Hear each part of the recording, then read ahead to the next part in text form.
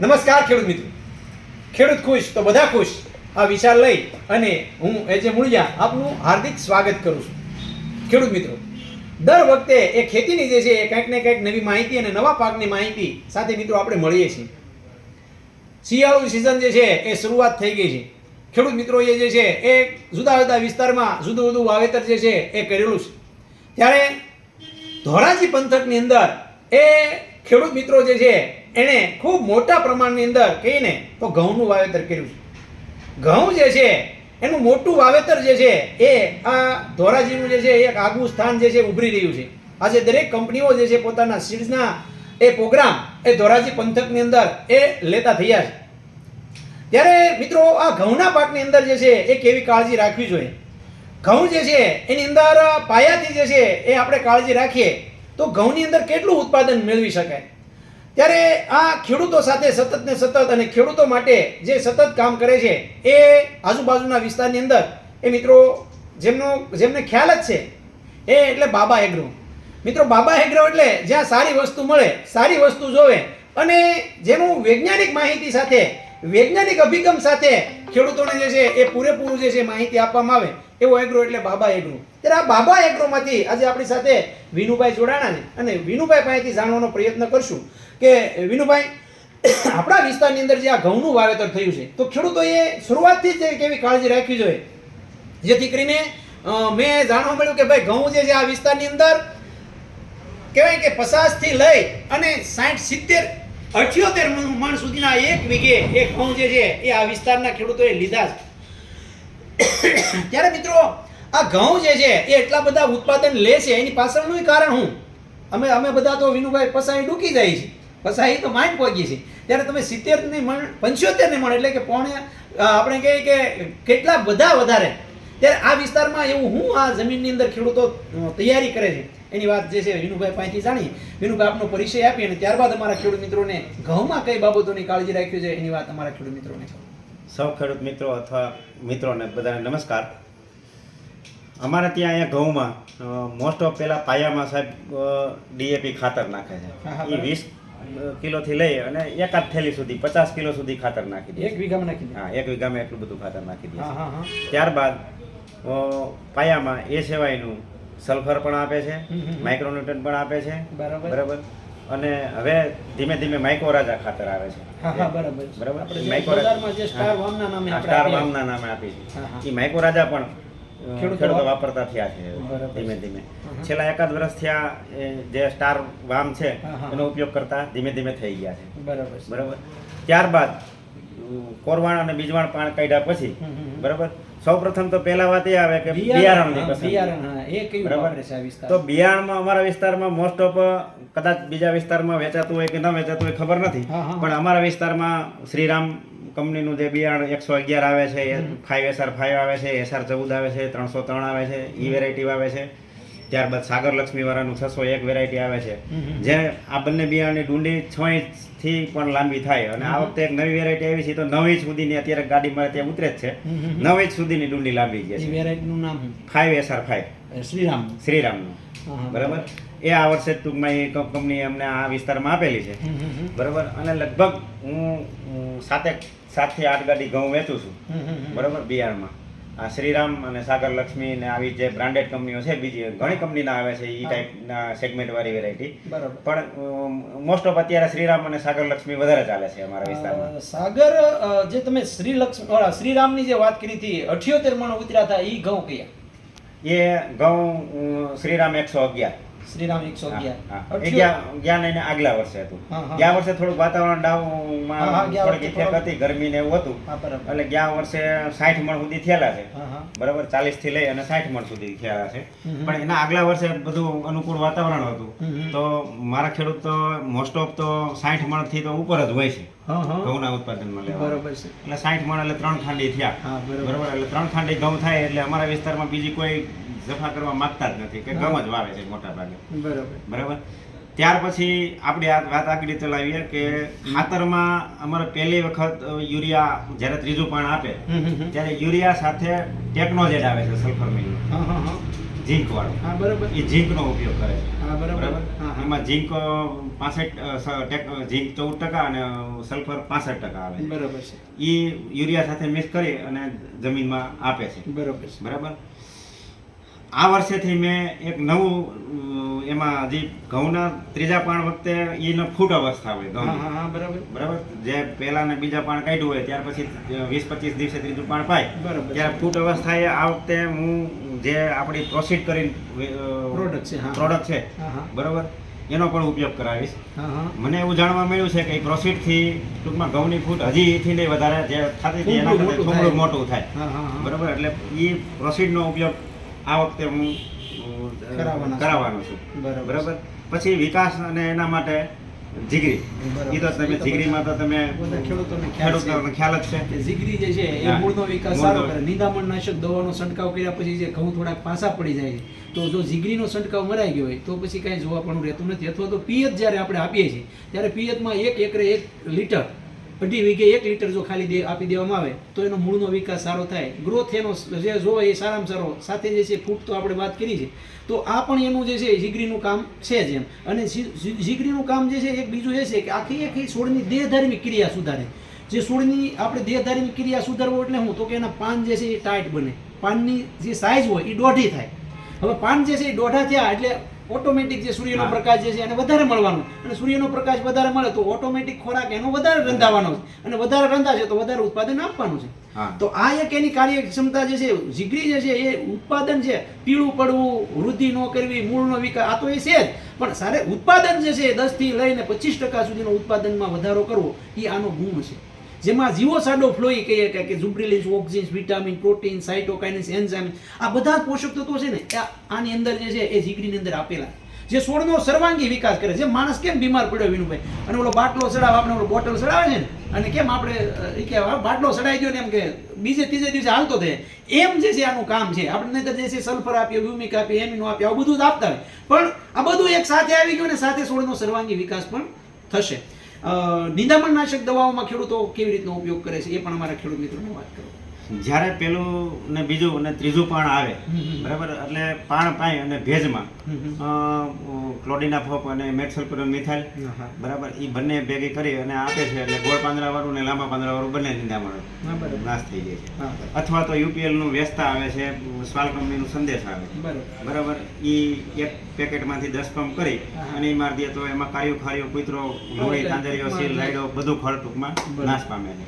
એટલે અમારે એક જ છંટકાવ ઘઉંમાં કરી દે એટલે ઘઉં નિંદામણ નાશકનો અને 2 થી 3 વખત ખાતર આપી દે ઉપરથી પૂરતી ખાતર તરીકે યુરિયા અને પેલી વખત ઝીંક આપે છે બરાબર.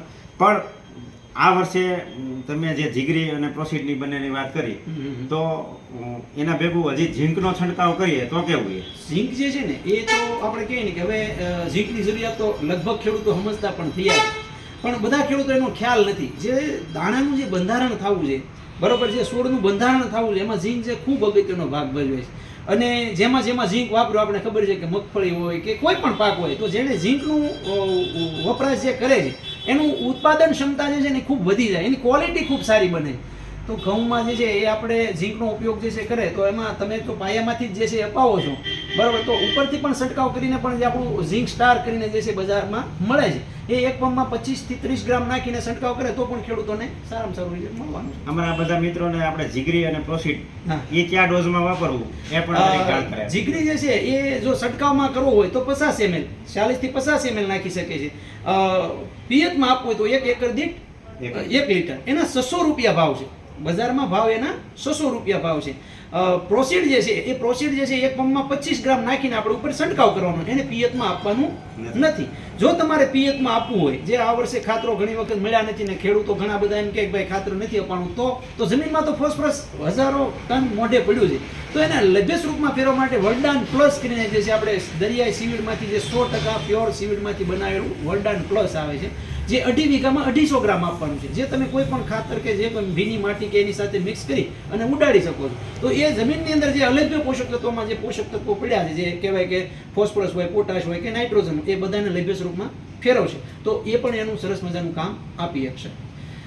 બીજું વિનુભાઈ મારે એ પૂછવું છે કે ઘઉંના અંદર જે પાકમાં જે કટોકટી અવસ્થા હોય પિયત જે છે એ ખૂબ અગત્યનું હોય તો તમે જે છે પિયતને ખાસ સમજતા હશો તો એની વાત અમારા ખેડૂત મિત્રોને કરો. મોસ્ટ ઓફ ઘઉંને 90 દિવસ સુધી પિયત આપી શકીએ છીએ. હા હા બરાબર.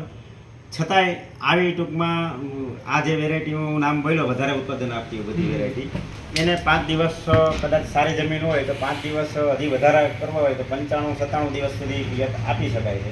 બરાબર. ત્યાર પછી 20-25 દિવસે એ પાક કાપવાને લાયક થઈ જાય છે. એટલે 90 દિવસ સુધી તો પણ આપવું જ જોઈએ. પછી કોઈ અર્લી વેરાયટી હોય છે 496 ઘઉં છે કે પછી 173 ઘઉં છે, એને કદાચ તમે 80-85 દિવસ પાણી આપો એ ઇનફ છે મારા ખ્યાલથી. ખાસ જે છે એ ધ્યાન એ રાખવાની વાત છે કે જે ફૂટ અવસ્થા હોય, જેને આપણે કહેવાય કે જે ફૂટ અવસ્થા એ પિયત જે છે ખૂબ અગત્યની ભાગ ભજવતો હોય, તો એ ફૂટ અવસ્થા જે છે એ સમયગાળામાં પિયત સુકાવવું ન જોઈએ. તો એ બાબતે તમારું શું કહેવું છે? અમારે ત્યાં અહીંયા એ ટાઈપનું કરે છે કે કોરવાણ અને બીજવાણ પણ 7-8 દિવસમાં ટૂંકમાં બે આપી દે છે. સારી જમીન હોય તો મારા મત મુજબ તો ખાલી કોરવાણ પાણી કાઢી નાખો તો પણ ઘઉંમાં ચાલે.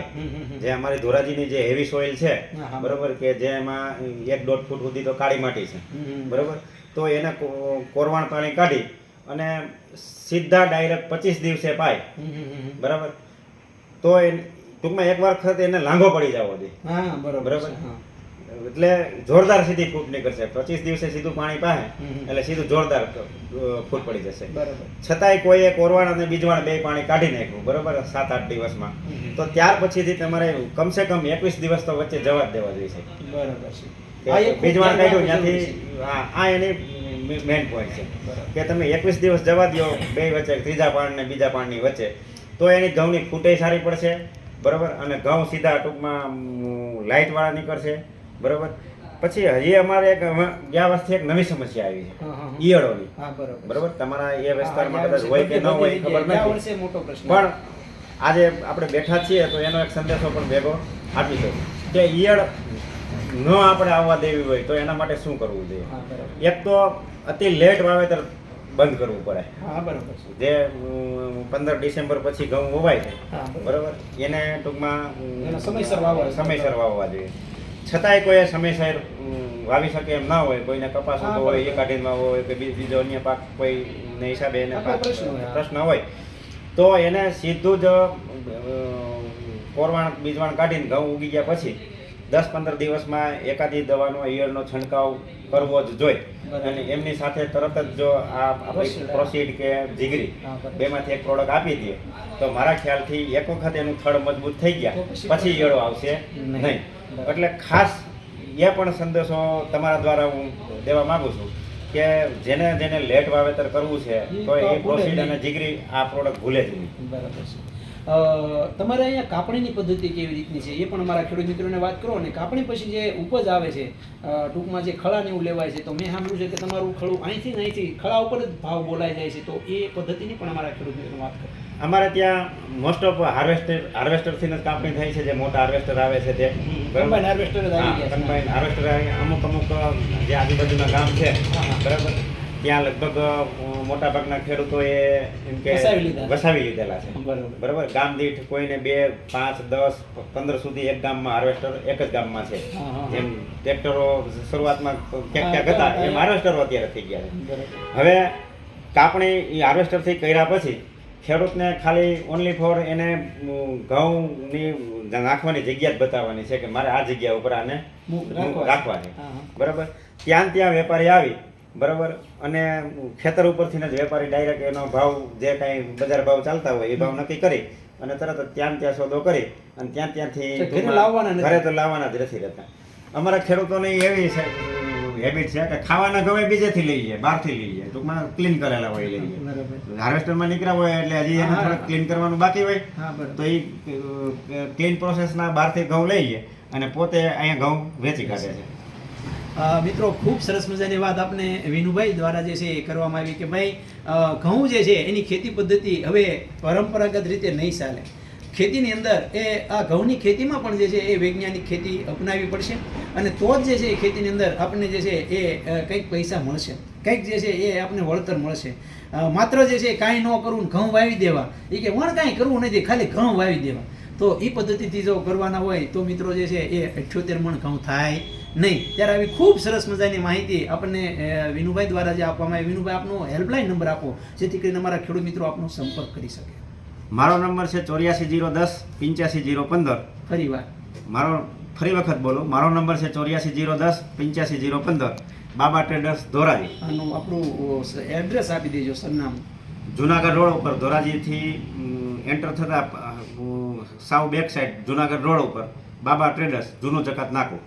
મિત્રો આમ તો વિનુભાઈનું જે છે આજુબાજુમાં 100-150 ડીલરો જે છે એ અને માલ જે છે સપ્લાય કરે છે, એટલે ખૂબ મોટું નામ છે, ખેડૂતો તો બધા જાણે જ છે. તમારે જે છે આવી વૈજ્ઞાનિક માહિતીની જરૂરિયાત હોય તો ચોક્કસ જે છે વિનુભાઈનો તમે સંપર્ક કરી શકો છો. સાથે સાથે એ મિત્રો આપણો હેલ્પલાઇન નંબર જે છે એ લખી લો, 9231 9389.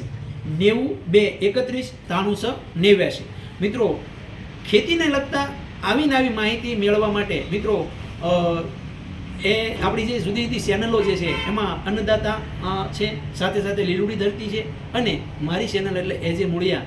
આ ચેનલને મિત્રો સબસ્ક્રાઇબ કરો, જેથી કરીને તમે આવી ને આવી ખેતીની માહિતી, આવા કૃષિના નિષ્ણાંતો જે છે, આવા અનુભવી જે છે, વેપારી મિત્રો છે, એના તમારા સુધી જે છે એ માહિતી જે છે મળતી રહે. વિનુભાઈ અમારા ખેડૂત મિત્રો માટે આપણે ખૂબ સરસ મજાની માહિતી આપવા બદલ હું એજે મૂળિયા આપનો ખૂબ ખૂબ આભાર માનું છું. ખેડૂત મિત્રો, ખેડૂત ખુશ તો બધા ખુશ.